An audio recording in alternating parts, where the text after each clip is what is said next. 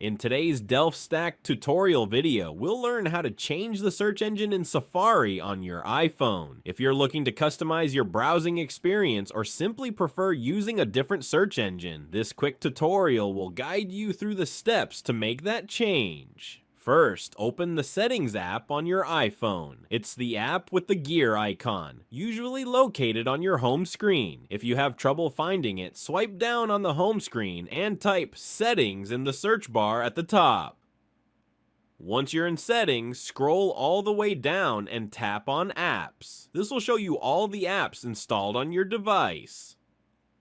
Now, in the app section, scroll down and search for Safari. Tap on it to open the Safari settings. Inside the Safari settings, scroll down again until you see the search engine option. This is usually located just beneath the general section. Tap on Search Engine to open the list of available search engines you can use within Safari. Before we continue, don't forget to hit the subscribe button for more tutorials like these.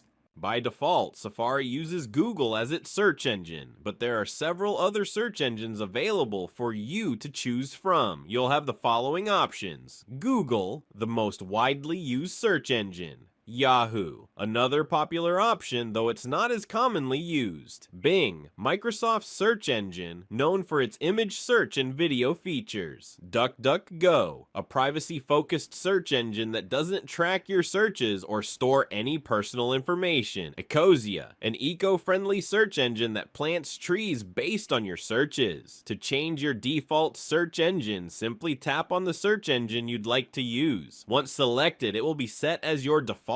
And from now on, any search you perform in the address bar of Safari will use that search engine. For example, if you want to use DuckDuckGo for better privacy, just tap on it and Safari will start using it for all searches. It's a simple process, and you can switch back to Google or any other search engine anytime by following the same steps. If you found this tutorial helpful, don't forget to hit the subscribe button for more helpful guides like this.